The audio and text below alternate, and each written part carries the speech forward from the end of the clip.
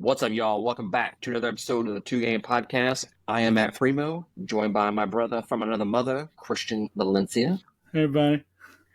I would say how are you doing, but if anybody has been paying attention to the pre-show going on here, I'm about to get killed, guys. I will kill you. You're gonna die, clown. You're gonna die, clown.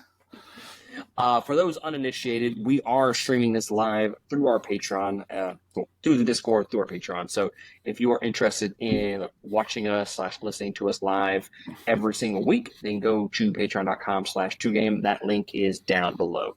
But we're not going to spend a whole lot of time on the housekeeping, guys, because we have a fucking stacked episode this week, okay? We're talking about, I don't know what games Christian's talking about. 3 off the top of my head. Whatever else he's been playing.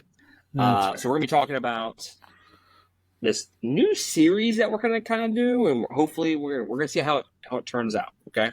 But hopefully the comedic factor will be there, okay? Untitled Goose Game, Maneater, and then I've been playing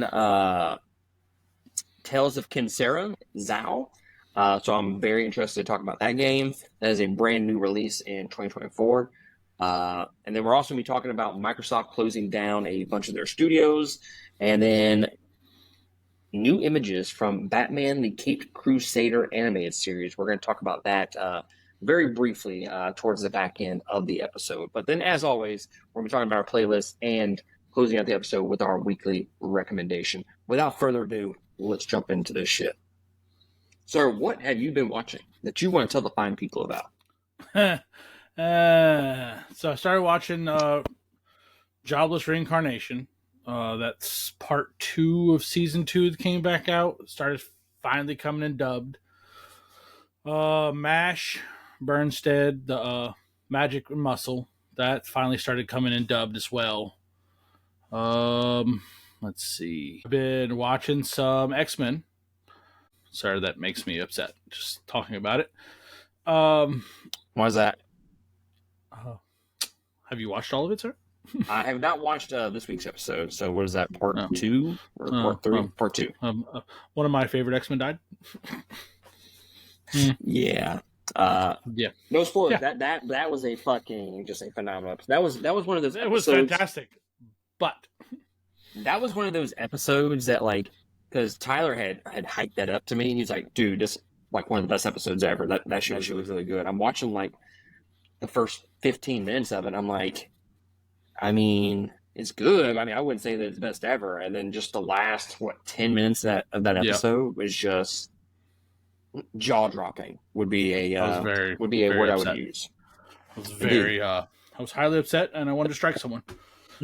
But apparently, this new episode that just came out this past Tuesday, Wednesday, whenever they fucking released, apparently that was really fucking good. Yeah, I watched that, and I'm very upset about that too. You'll understand when you watch it, sir. It's brutal. Yeah, I have Fallout to watch, and as soon as I know what Fallout episode 3, then I can check out X-Men 97, which is on my plans to do tomorrow. Yeah, I've been watching some Invincible as well on Prime. I need to watch that. That is so good and gruesome. Those of you like gruesome animes, really, it's not really an anime. It's just an animated cartoon, whatever. It's animation. It's animation. Fuck it. But yeah, it's gruesome. Like more so than Goblin Slayer gruesome. Ooh, I know, it's badass. It's fantastic. But yeah, that's all I've been watching. I haven't been watching a whole lot. I've been trying to power through Black Clover. I'm way past this point. I ain't talked about this in the last episode. I'm way past this point, but I just threw it on, and I've been watching it in the background, kind of just catching as much as I can of it, trying to push myself forward in the series, trying to finish that. X-Men 97, obviously been watching that. Fallout, we're reviewing that series. The first 2 episodes are going to be up by the time that the public sees this particular episode. I'm actually recording episode 3 with Preston tomorrow. So 3 will be up in about a week.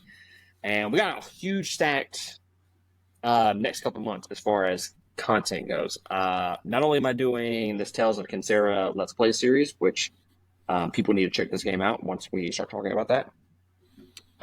The Acolyte is coming out on Disney Plus. I'm going to be reviewing that. The Boys, I'm going to be reviewing that. And then the Rings of Power, whenever that fucking decides to come out, I'm going to be reviewing that. So lots and lots of TV shows coming out the next little bit, especially the next few months. Other than TV, been watching a few movies. Watched The Impossible mainly because that was leaving Netflix at the end of the month, so wanted to catch that movie again. That was the one with like the 2004 tsunami and like the Indian Ocean, and the fam is the true story of the family and yada yada yada. Really, really good movie. Watched The Beekeeper with Jason Statham. I mean, it's a Jason Statham movie. So I was about to say. Yeah, sounds about right. It's a Jason Statham movie. So if you like him, then you're probably gonna like The Beekeeper. I don't think it's one of his best. I don't think it's anywhere near like one of his best movies. But the movie that really kind of surprised me was the movie Low Lives, which is a Tubi TV original movie. It is a horror movie, and I'm not going to tell you what it's about because that is really just a huge spoiler in and of itself. Go into it blind. You can actually, if you click on our YouTube channel, I have a review of Low Lives, or you can go to our TikTok channel. I have Low Lives on there as well. Links down below to all of those social media sites. The Low Lives is going to be, will it be top 10 of the year? I don't know. But it's definitely one of the best horror movies of the year that I've seen so far. So go with that. It was pretty fantastic. I wish I could really talk about it, but I didn't watch a trailer. All I heard was someone on TikTok say, "Hey, go watch this movie. It's the best horror movie of the year." And I was like, "Is it though? Is it?" Bet. I mean, you tell me it's the best horror movie of the year, I'm gonna go fucking watch it. Right. Here I am saying it's one of the best movies of the year. Oh. But yeah, that's really it. All I've been watching, man. That's fair. That is totally fair. What about listening? Oh, sir. Same as last fucking episode. I have spent most of my time either watching my YouTube for Japan ideas and shopping and prices, of things to go, things that were not like, I guess the best way to explain it is not touristy. Mm-hmm. That's the best thing, you know what I'm saying? So I'm trying to find, what the local thing is, what we can do so to express and enjoy our trip without having to run around like fucking chickens with their heads cut off. Exactly. I really want to do Studio Ghibli, the museum. Like I really want to do that, but like like I have like a long list of shit that I want to do in Japan, and to me, that's just on the chopping block. I don't feel like I'm gonna have enough time to do it, and it's apparently like a really touristy thing to do and really busy. And I think it's outside Tokyo, so we would have to go outside Tokyo to even go there. But yeah, I feel like that's just on the chopping block, and I'll probably just miss out on it. But it's fine. It's fine. I mean, every time, yeah. I only have everything else to do, so it's fine. Right. Why are my feet continue to walk towards the studio? Right. I am disappointed that the Nintendo building, the Nintendo studios over there, you can't go inside. Wouldn't it be fucking cool? Like if you go in there, like I'm not saying you need to go into like the business offices or anything like that, but like, you would think they would have one of their stores there, and they would have like exclusive paraphernalia there, kind of like the Pokemon centers do. Each Pokemon center has its own little thing, so why can't then? I mean, they got the Nintendo Hotel, which is kind of like the OG Nintendo when it used to have playing cards and when they sold playing cards. So they have everything there. Like you could stay in the suites and all that stuff. And it's pretty much like the offices that the original Nintendo people were in that they just turned into a hotel. But I think it's like, that would be dope, but I think it's pricey. how would you feel if that was in like the red light district? You could be playing some SNES and getting some SNES. You know what I'm saying? Yes. I mean, no. No, I'm not ready. No. I finished. Go. Leave. Go away. So I've been listening to a handful of different bands, kind of just the same shit. Era, I've been listening to them. Eminence, of course, they're on the reg because their albums are fucking really good. Periphery, been listening to some of their older shit to kind of get used to that. I missed out on a chance to see Currents yesterday, and I am very highly upset about that. So I've been trying to soothe myself by listening to them on Spotify, and I'm still utterly disappointed. Doing some OG, old school metalcore with O Sleeper. That was like one of the first bands that I got into. So I don't know if you have you ever heard of O Sleeper? No. So they have a trilogy continuing a story, but it's mainly just it's mainly Son of the Morning and then Children of Fire. So, and spoiler alert for the concept of the album story. Essentially, in the second album, the very last song, which is one of the best metalcore songs of all time, God cuts off the horns of the devil. I'm gonna send it to you, and you fucking listen to it. And it's like the final thing is like, "I'll cut off your horns." That's what he says to the devil, and then they disappear. So, Children of Fire is a world without God and without the devil. Huh. So I was been wanting to listen to them a little bit more because I feel like that's a really riffy album, and so I went back and listened to that, and it's still really fucking good. But yeah, that's really all I've been listening to, other than Kendrick Lamar. Huge fan of this fucking rap beef that's going on. Okay, guys, this reminds me of some Tupac, some fucking Big Poppy. Yeah, y'all fucking know. Okay, I'm not a rap guy by any means, but I'm 100% down for this rap beef. Like, this is what the world needs. You like the tea, sir. That's what you like. I do. Like, I've been saying a lot of things lately, like, the world was happier when, we played Pokemon Go, et cetera, et cetera. Look, we as a world are coming together for this rat beef, okay? And we need this. And we're all joining Kendrick Lamar as he has won this beef 100%. Like, there's no fucking way Drake is winning this. He's getting his ass. Do you know anything about this beef? No. No, Okay. I shouldn't fucking know it. There's some shit that's being said in these rap songs that we're not going to talk about because we don't talk about that on this podcast.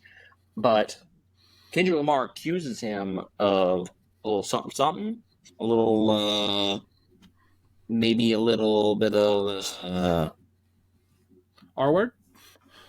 Kinda, but not of age. Oh, P word. So he mentions it, yes. So Drake comes back with his little diss track, and he says, "I mean, don't you think I would have got caught? I'm famous." I'm like, I don't know. That's not what that means. Like, I'm pretty sure, like, That's not no, what that like a bunch of famous people have gotten caught. Right? Like, he didn't flat out deny it. He just said, if I would, like, I would have gotten caught already. That was his Right. defense. I'm like, Ugh, that's messy. and then he said some shit that he fed Kendrick Lamar these lies, and I'm like, why would you make that lie about yourself? Why don't you lie about anything else? Like, that's not something you want to lie about. Right. Fucking weird. But anyways, I am 100% down for the Kendrick Lamar beef and with Drake. 100% down for it. I am there for every song. Kendrick Lamar is just fucking killing it, guys. Absolutely fucking killing it. But all right, let's talk about some fucking games. Okay, that's what everybody's here for. Okay. Yeah. Let's talk about the two games that we have played recently. Okay. And I just want to set the table for this. Christian came up with this idea, and it seemed like a good idea at first, until I started fucking playing my game, and I realized how much I fucking hate him. That was the point of the fucking thing, sir. So it's not my fault you gave me a decent game. So Christian came up with this idea He picks a game for me. I pick a game for him to play, and we play about an hour of it. And it's usually like a PlayStation Plus game, so we don't have to spend money on it. I picked Maneater for him. Shout out. And he picked Untitled Goose Game for me. Okay. Let's go with yours first. Since you just said yours is good, let's talk about Maneater. The best way I can describe this is literally fucking Dead Island, but with a shark. Okay. That is probably the best description I can give it. The newer Dead Island. If I give it that. The newer Dead Island. I think it's made by the same people. Because their characters look fucking pretty, pretty spot on. Pretty similar. Oh yeah. So they you run around as a shark. In the beginning you start off as a bull shark, I think it is. And they obviously teach you how to do the eating. Shout out. It's an art, let me tell you. It is. It's a skill. Practice makes perfect. Anyway. And then you A is for Alfred, B is for Bat. I'm the world's greatest detective. I digress. But it shows you different skills you can use. And then you go out in the open sea, and then you start attacking people and eating fish to get health. You can lunge at them and hold them in your mouth. Shout out. And start chomping. Shout out. Yes. And then you gain health. You can attack boats. You can attack people off of boats. Depending on how you go about it, you can literally like break water, grab somebody from the boat, and go back in the water and eat them. Eventually, these shark hunters come after you, or scuba divers, and they start fighting you with like spears and spear guns and stuff like that, and you have to fight underwater. And you gradually get stronger as you kill more.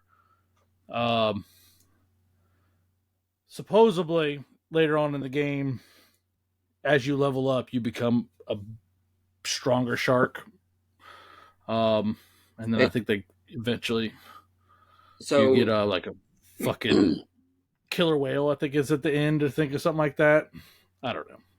So you said like hunters and shit like that come after you. Please tell me. Yeah. Please tell me. And I'm going to be utterly disappointed if this is not the case. Please tell me you are killing fish and then you can go attack people and you build this GTA 5 star rating, and then at star 5 you have everybody coming after you. Please tell me that is a part of the game. God damn it. No. That's bullshit. No. They try to like in the beginning of the game they already call you out because like there's an interview with some Cajun. Of course, it's got to be a fucking Cajun guy. He hunts, and their Cajun is horrible, by the way. It's like fucking New York Cajun. It's bad. It's fucking bad. Anyway, and they hear on the radio because he's a shark hunter, and he's got like a big ass great white hanging in the background. And no lie, he's like, he heard that you killed 5 people, so he's on his way to fucking come fuck you up, and he ends up being like the boss. And then you move on to a different area after you hit a boss, and so on and so forth. I didn't get very far in the hour because I was too busy running around killing everything. So is like the main gameplay loop fun at all? It was entertaining. Yeah, I think it's more like Dead Island was. It fucking gets repetitive, and you're like, I killed another fish, or I killed another person. Yay. I'm assuming the game is like what, 5 or 6 hours? I would assume. I think it's like 10, to be honest with you. 10? That's a lot. You're right. And I only played an hour, so I still had like 9 left. So would you recommend this to anybody? If it came out for free for PlayStation Plus, like for those who don't have like the Game Pass one, if it came out for free, yes. If it didn't, no, I wouldn't waste money on this. Not as funny as for you, sir. Not as funny for you. But let me tell you about Untitled Goose Game. Okay, let me tell you, because the first 10 minutes of this game I thought to myself, huh, sucks to suck, bitch. My game's fucking awesome. Uh, and then the puzzles started coming in, and the jankiness of the goddamn game started presenting itself full head. And let me tell you, I could not wait to fucking stop playing this game. I had a timer and everything. Fuck this. So let me just say this beforehand. This got a lot of great reviews a few years ago when it got released, and like this made a lot of people's top 20, top 10 lists for that specific year. So what I am saying is specifically me. Okay, um, I am not a huge fan of puzzle games like this in a way. So just take whatever I'm saying is the fact that I just don't vibe with these types of games. Okay, it's just not my genre. I don't like the indie puzzle games. Like this is it's legitimately just puzzles. And that's just not my thing. So, with all that being said, I fucking hated the game. Fucking hated it. It it infuriated me. Oh, you're so So welcome. let me tell you this. So the game starts out. Obviously, you're a fucking goose, and you're an asshole goose. And it's fucking fantastic. Like the comedy is there. The comedy is there. Like you eventually get to this little garden section, and there's a gardener, a little farmer behind the gate, and it gives you a list of tasks that you have to do. And a lot of it is just pissing the gardener off. That's legitimately what it is. And yes, like when that gets laid at your feet, you're like, oh, dude, that sounds fucking great. And again, at this point in the game, I'm still invested. Okay, you can quack at people and fucking like scare them and shit like that, and it's fucking annoying, and you can just be an asshole. Okay, like 100% down for all that. I was about to say, that But then when sounds you just like you. yes, I vibe with that aspect of the game. So now comes the part where you have to do this fucking check off list. Okay, and it doesn't tell you how to do it. You just gotta fucking do it. And these are where the puzzles come in. So one of them is get the gardener wet. I believe was one of the check off Shout points. out. Yeah. So there is a faucet outside the gate that obviously turns on the water sprinkler. Well, you have to get him to that side of the garden with the sprinkler, obviously, to get him wet. So if you turn it on too soon and he's not over there, he'll fucking hightail it out, turn it off, and then he'll walk back in. That one's easy. Okay, all right, we're still invested. Okay, we're still invested. So essentially, you got to steal something and throw it over there where the fucking water is, right? And then you got to haul ass to the fucking faucet. Again, this is the easy part. And then it comes time to steal his goddamn hat, which is on top of his goddamn head. Motherfucker. He fucking won't let go of that goddamn hat to save my life. So you have to do asshole things to get that goddamn hat off his fucking head. Okay, that's one of the bullshitty things. One of the other checkoff lists is to get a picnic. Okay, it tells you some things that you need to get. One of them's a carrot, and I think another's like cabbage or some shit like that, which is in his garden, right? So you steal the carrot without him looking. If he sees you, he chases after you. If he sees you take it, and basically you do not run faster than him. So if he sees you, you're fucked. So I still said carrot. He sees me, so I'm like, huh? I'm gonna go in this fucking pond over here where you can't fucking follow me, right? That works. Well, That works. I mean, The logic is there. So yeah. he walks off after I've been in the pond for so long, and I drop the carrot by my picnic table. All right. Well, now it's time to go steal some other shit. Like I gotta bring like a radio to the picnic or something like that, a little tape recorder or some shit like that. So I steal the recorder. He sees me. I'm hauling ass out. Okay, trying to do the fucking pond thing again.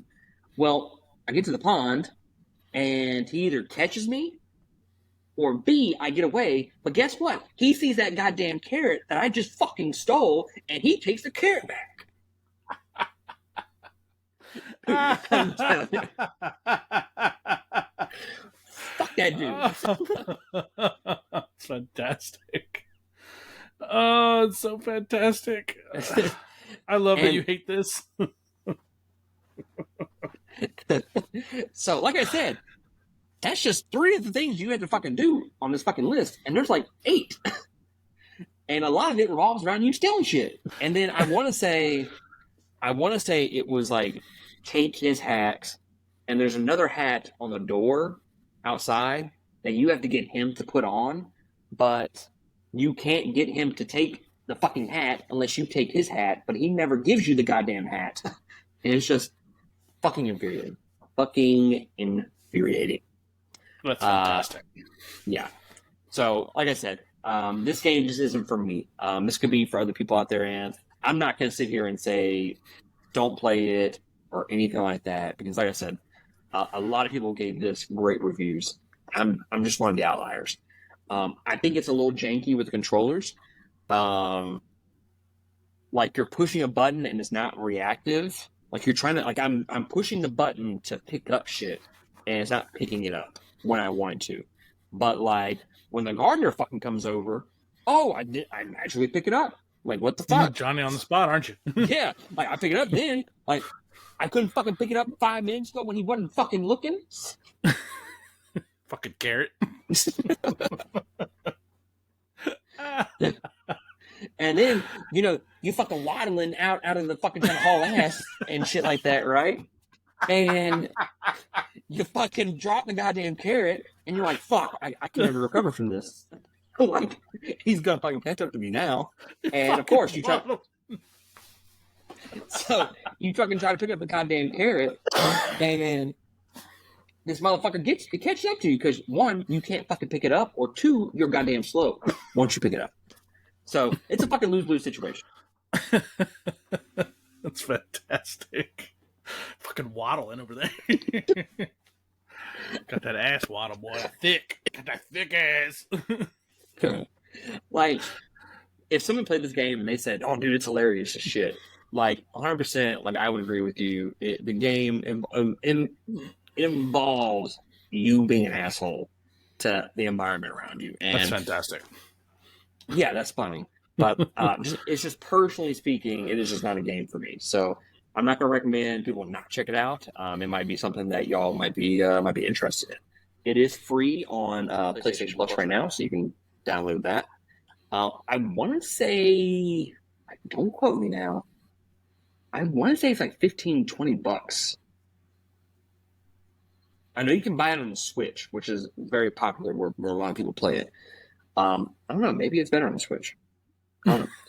But I won't be the person to tell you that. I'm not going to waddle to the Switch. Sorry. Oh, dude, I'm telling you, man. For the Patreon supporters out there, I did record video gameplay of this.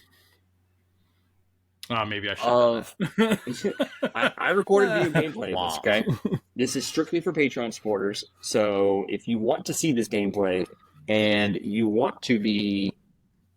if you want to see me raging throughout some of this gameplay, then 100% patreon.com/2game or link down below. But moving on, any other games that you've been playing, sir? Just beat Fallout, the main story of earlier today, Fallout 4. Mm-hmm. I went the Brotherhood of Steel route and murdered everyone that was against me because I could. Oh no! They're like, hey, because I was pretty much like friends with everybody because I was just trying to get things done, and that was how I got things done. And then Brotherhood of Steel's like, hey, we're gonna give you power armor. I'm like, say what? You'll give me say what? Less. I'll say here.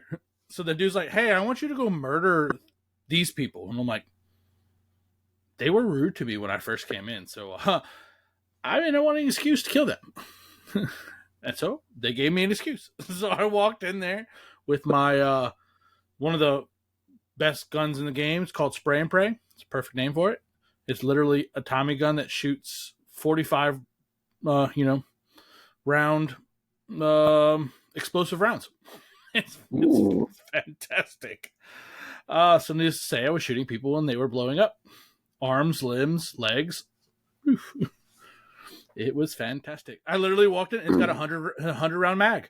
And I walked in and I had over 1,200 rounds. So I went nuts. Shut up. I did. It was fantastic. And then I shot them on the ground just so I can watch their limbs. Oh, God, it was fantastic.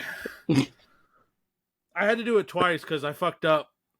And I went to like the Minutemen, which is like the original group that you join in the beginning of the game.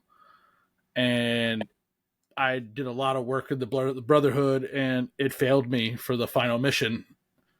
But it was giving me the Minutemen shit, so I was like, fuck. So I went back to my autosave. Yeah, it was like 30 minutes prior to all that, so I had to redo all of it. Oh. Granted, I got to re-kill everybody, so it was somewhat worth it. Win-win, maybe?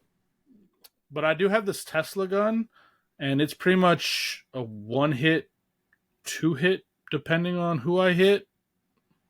Shout out to that, sir. Right? God, I didn't even know it. If that ain't a fucking shout out, I don't know what it is. But yeah, fucking straight up, fucking, I was using that for a while, and I have like 900 fucking rounds for that. And like I said, it takes one or two hits, and that's a round. So I have a lot of rounds. So I just walk around killing people. It's fantastic. I'm only level 39. And I'm just mowing people down. I'm not even trying to finish the story anymore. I'm just trying to kill people. That's all I'm really doing. Like, I literally walked up to a death claw, and it takes like 7 shots from this gun to kill a death claw. That's supposed to be like the pinnacle of pinnacle. Mm-hmm. Yeah, 7 shots. That's impressive, sir. I find it fantastic. Oh, but yes, I've been playing the shit out of that. And I killed, those who, Fallout's been fucking out, so it's not even really spoilers.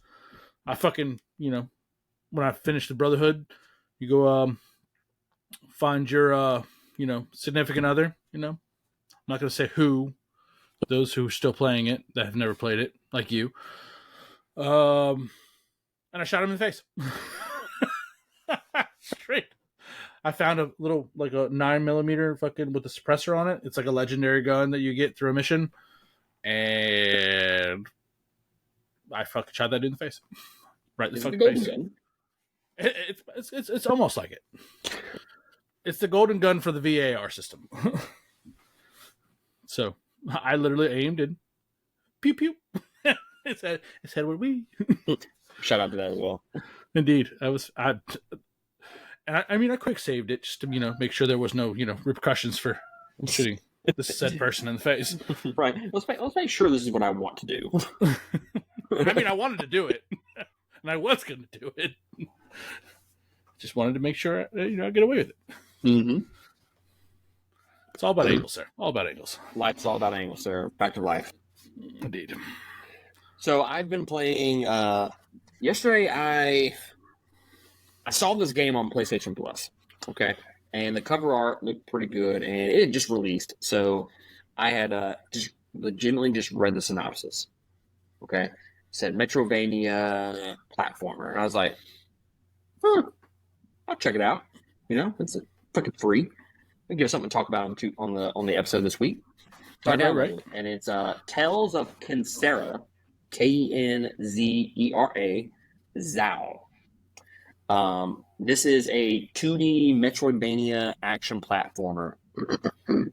And right off the bat, again, I didn't watch a trailer, nothing like that. I dove into this with little to no expectations. Right off the bat, the graphics and the art design, really fucking great. Really great. It looks really good. Yeah. The overall gameplay loop, design, and score, basically fucking everything about the game is reminiscent of the Ori games. Have you played any of the Ori games? No. Well, it's essentially just like that. And it's not necessarily a complaint that I have about it, but I do wish they would have tried carving kind of like their own path with it a bit. Um, but the story of it, the story is really fucking good, guys. Okay, so I'm gonna explain the story a little bit, and then we'll kind of get into the actual gameplay. So the story starts off with like present day kind of thing, where you are the main character, Zuberi, and his father just died. Okay. And he goes in there and talks to his mother, and the mother says, "Hey, your father, basically on his deathbed, wrote this book for you to read after he dies." So essentially, that's where the gameplay starts. The gameplay loop is the actual story that he is reading that his father wrote. So in this story, you are Zao, a shaman, and that's who Zuberi is. And he summons Kalunga, who is the god of death. Oh, And Kalunga is essentially Zuberi's father in this story. So this whole story is about the process of dealing with grief and death. So his father wrote this story for him to accept, grieve. I haven't got. I'm only in the second act right now. I'm assuming they're going through all the stages of grief here. Um, so it's his father trying to tell him, "Hey, it's okay to move on. This is a circle of life. Okay, you live and you die, and it's essentially." If you watch any movie where like the dad dies and he comes back as something else, the movie that comes to mind is Jack Frost. I don't know if you've ever seen yep. that, Christian. That's literally what I was thinking just now. It's kind of like that, where he comes back and he's able to guide his son through the grieving process, the grieving process of his death, which so far the character beats and the emotional beats are really fucking hit, and it's so good. As far as like the uh, the setting, think like futuristic, advanced Africa, almost kind of like a Wakanda a little bit, lots of purples and stuff like that. So I got lots of like Black Panther vibes uh, while playing this. Um, the action is pretty good. You can swap back and forth between like two different masks, which is Sun and Moon, aka Water Fire. Um, the fire or the Sun mask is more of like your melee combat, whereas Moon you shoot out energy blasts, and you swap back and forth between those two masks like interchangeably throughout combat. You just push L1 and you can change it just immediately. So that is a lot of fun going back and forth between the two. And then if you have like enemies that have like force field, like armor on them, like you'll need to. The only way you can really destroy their armor is by blasting them. Shut up. And then once you break their armor, that's when you come in with the melee strikes. So really good gameplay. But it's not perfect. The controls do feel janky at times, especially during the combat. Uh, I've had a couple of moments on the Let's Play series, which yes, I'm doing the Let's Play series. I think 7 episodes reported right now. I'm going to do the entire game, and there have been a couple of moments where I wanted to rage quit. As any Metroidvania platformer, y'all know me. I love platformers, but I fucking hate platformers. Sounds about right. Yeah. But the combat doesn't really take away from the game. The thing that really keeps you invested is the story and learning about this child who is trying to grieve his father's death. Um, as far as the collectibles, there's some collectibles in there. It's not as in depth as like the Ori games are, as far as like the shit that you're collecting. You do have like little trinkets that you do, like little challenges, and then you get a trinket at the end, which is like your charms you equipped to use some power ups. But so far, they're kind of lackluster, to be honest with you. I got the first one that I got is the same one that I've had for the fucking 5 hours I've been playing. Like, like the other ones just aren't that good. Uh, and there's some other shit that let's see, like I can't talk reflections, which is kind of like lore bits. It gives you like a little story, and that increases your health. The skills and abilities The skills so far are also kind of meh.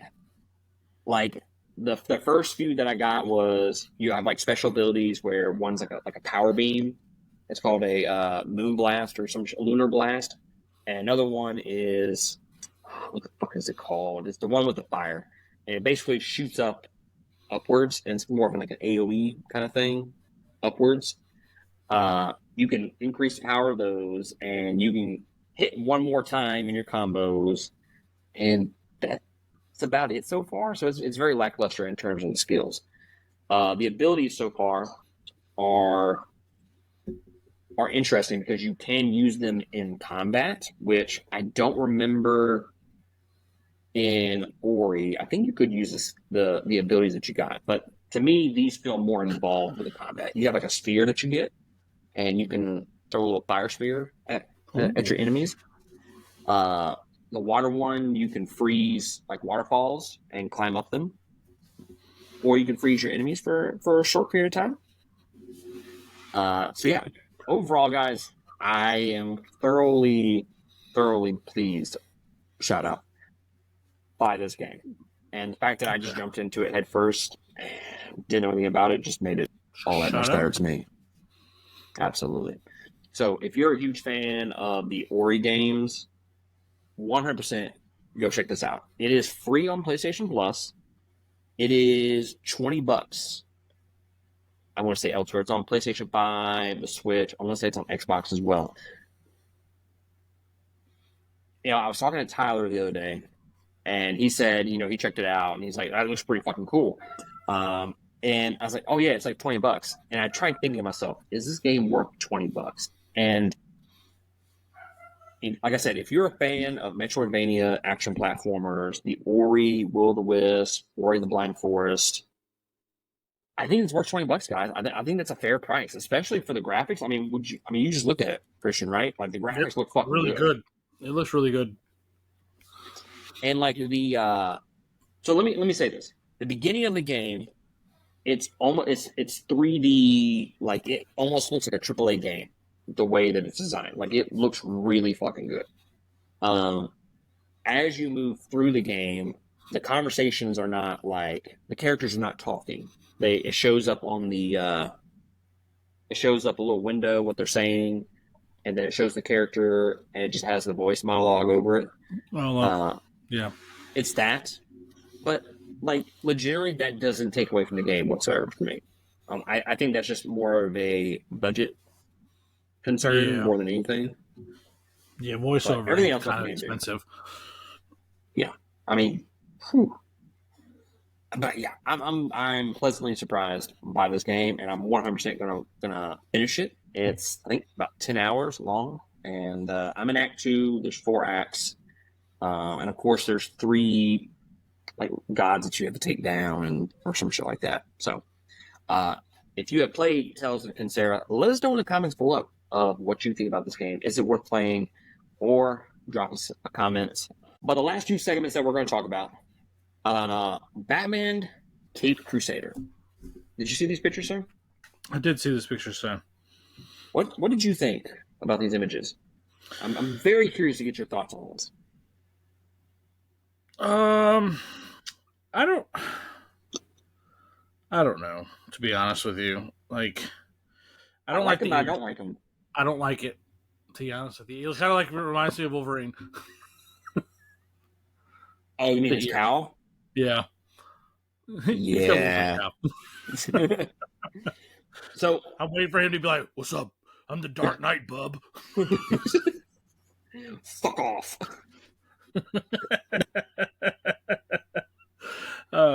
So the images, you can find them on like IGN, and I like them, but I don't like them. Like I like where they're trying to go with it. I do, but yeah, no. So I don't like the long pointed cowl. The gloves look just like he went to the store and grabbed like Halloween gloves. Like I don't like them. They're fucking weird. They're silk. like don't they like you ever had one of those Ghostface costumes when you were a kid. Yes, I know exactly what you're talking The about. fucking gloves. That's what they fucking Yeah, look like. exactly what they look like. It just Like waves in I the don't. wind. Yeah. Like I don't think I've ever noticed the gloves on Batman before.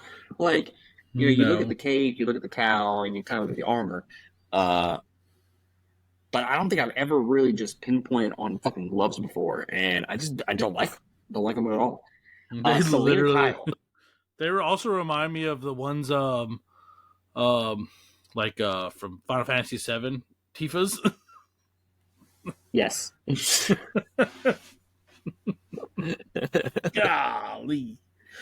So, did you see Selena Kyle's picture in there? Yes. In costume. Yes. Yes. I thought that was have. Batgirl at first. I did. I thought that was Huntress. Actually, to be honest with you. See, we don't know. We don't know if we're watching it. But apparently, that's Selena Kyle as Catwoman. They had to show her boobs, didn't they? They just had to show boobs. I'm not opposed to it. I'm not opposed to it either, but the way they showed them is no. But her She's got a cape. color. She's got a fucking cape. Fucking Yeah, what the fuck? not to fucking fucking quote fucking Incredibles here. No capes. No capes. Well, I mean, that's just a weird design for Catwoman altogether. She has the fucking cape, like Just Catwoman with the. She's got a cat buckle. The Cleveland showing, I feel that would fit kind of like Catwoman's Right. Sex appeal, yeah. sex appeal, Yeah. but the cape weird, but the colors, man. Like I legitimately thought that was Batgirl first. Sir, it literally looks like she's got lopsided boob. I didn't fucking notice about that. One looks bigger than the other, sir.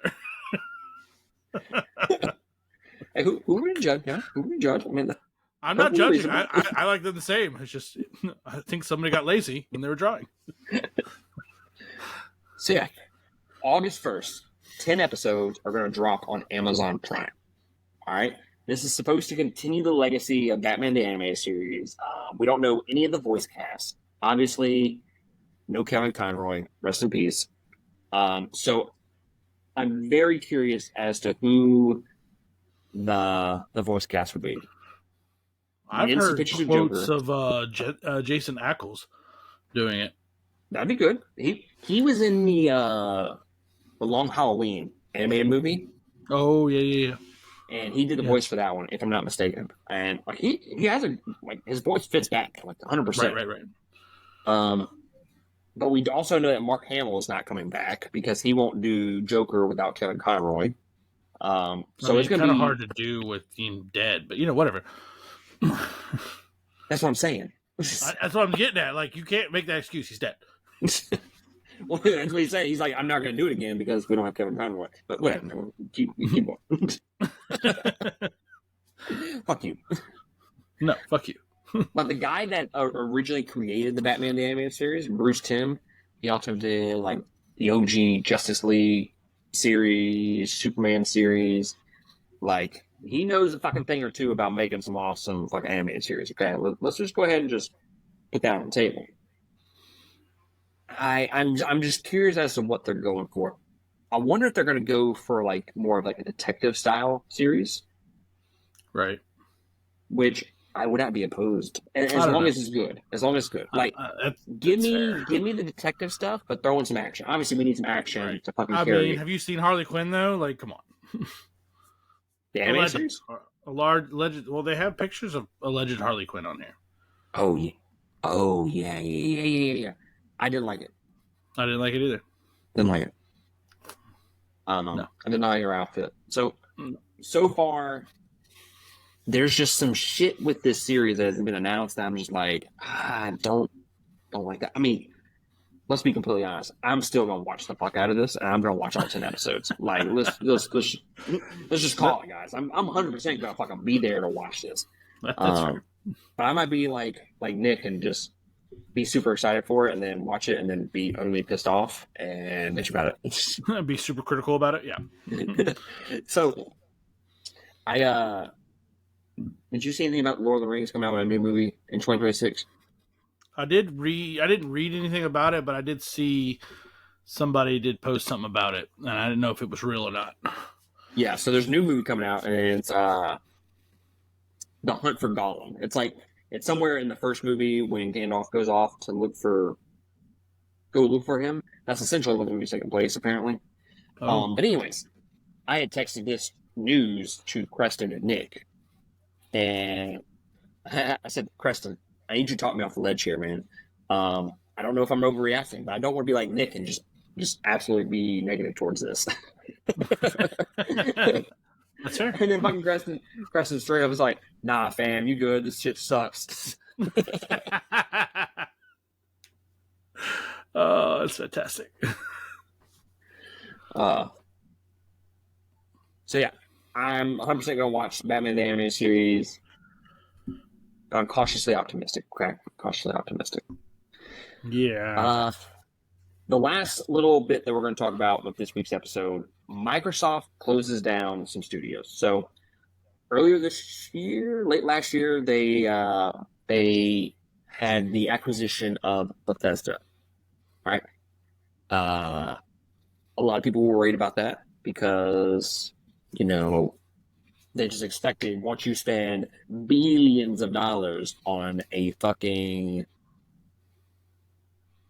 I don't know, like an Studio. acquisition, you're gonna expect some cuts along the way. Okay, they're just gonna cut money somewhere, right? Right. So honestly, Right. this isn't really a shock to anybody.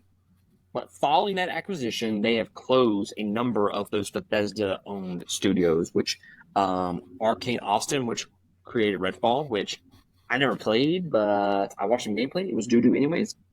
But It was some they still boo-boo. closed it down.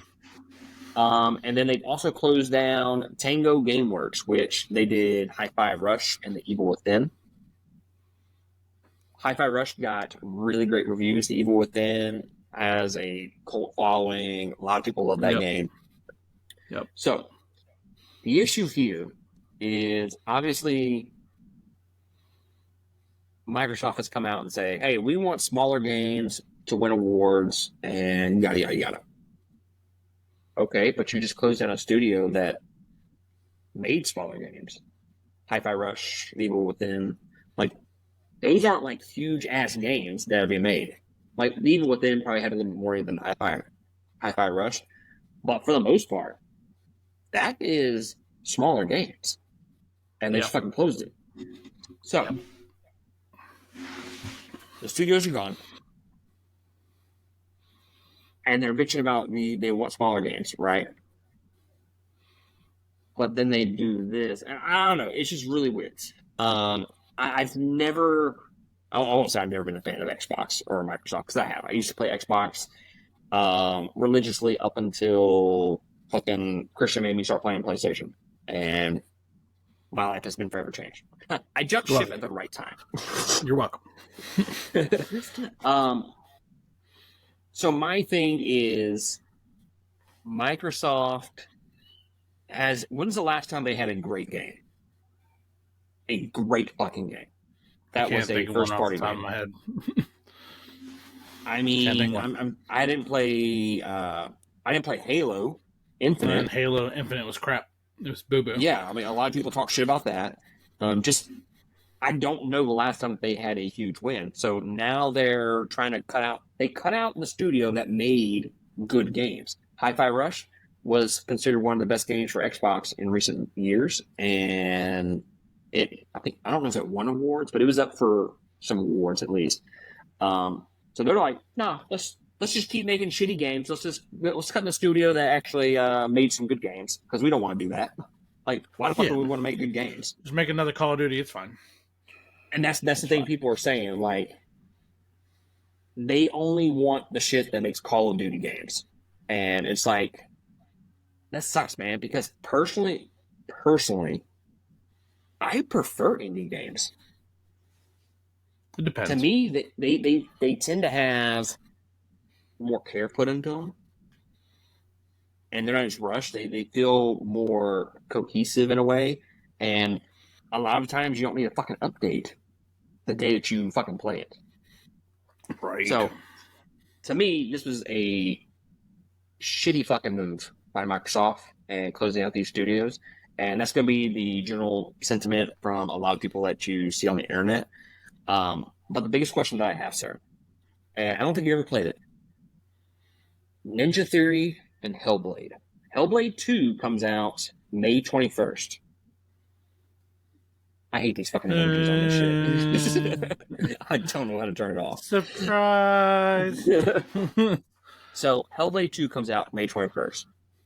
I am a huge supporter of Hellblade 2. I'm 100% going to play that. I'm trying to scrounge up some money to buy a new Xbox so I can fucking play the goddamn game. But have you seen clips of Hellblade 2? No, I did not. Okay. It is disgusting how good that game looks. Like, it should not look that good. That's how good it looks. It looks good. Yeah, a lot of it's It looks like a movie. capture. It looks just like a movie. And the first game, fucking incredible. But to me, this game is more of a niche kind of game. Like, not a whole lot of people are going to go out and say, "Oh, I want to play fucking Hellblade." No, like the people that want to play Hellblade 2 are the fans that have played Hellblade and they've been waiting for this fucking game. Like, I don't foresee just this mass audience going to Hellblade 2 and just being like, "Oh, this is fucking amazing."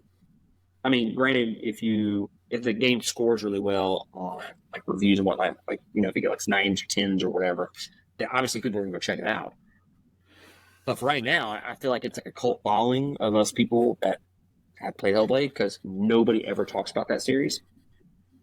So when it comes out, is there any way that game can make all of its money back with how good it looks? I don't think so. I think they've already, like, they're in a losing battle here. So Shooting themselves in the foot for that. Exactly. So is there a timeline where this game actually succeeds and makes a shit ton of money? I don't think so. I don't think so. So does that mean Ninja Theory gets cut as well, gets shut down? If so, that's gonna be fucking bullshit. Probably. And I will fucking riot. I will fucking riot. We're gonna drive up to Microsoft Studios, Xbox Studios, where the fuck it is, and I'm not gonna tell you about it, okay? But it will be pleasant. He called the shit poo. Right. It's a flaming bag of poo. So yeah, guys, let us know in the comments below what you think about this, and are you excited about Hellblade 2? If you're not, or if you've never even heard of it, 100%, go check out like one of our first episodes. I want to say it's like episode 2, 3, like 140 episodes ago, guys. Go check out that shit and listen to that. We did a deep dive, like a deep dive for the time, into that game, and it was fucking incredible. All right, sir. Let's close out this episode with our weekly recommendation. What do you recommend to the fine people out there? Oh God. Fuck. I don't have anything, to be honest with you. I guess I could just do Maneater. I mean, it was fun, but if you have Disney, I'm not Disney. Fuck. I am fucking tired. Fucking PlayStation Plus. I mean, go get it, play it, eat people, and then get tired of it. Yes. Well, if it is no surprise, I'm going to recommend Tales of Kenzera Zao, which is on all platforms, if I'm not mistaken. It's like $20. It's on PlayStation Plus right now. It may be on Xbox Game Pass. I don't know. But it is on PlayStation Plus. And go check it out, guys. It's free. I mean, if you haven't already. And I think the story is going to grab you instantly, especially the fact that I'm doing a Let's Play series on it.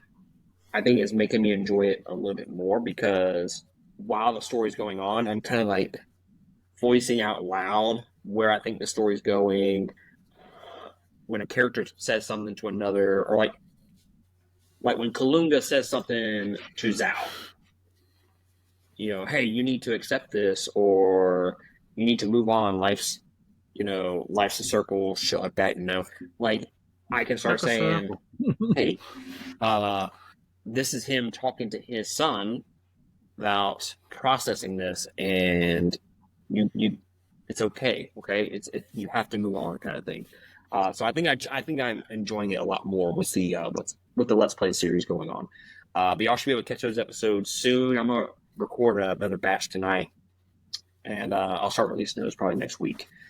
But other than that, guys, that is going to be it from us. We appreciate y'all joining us for this episode, and we will catch y'all next time on another one. Laters. Latest.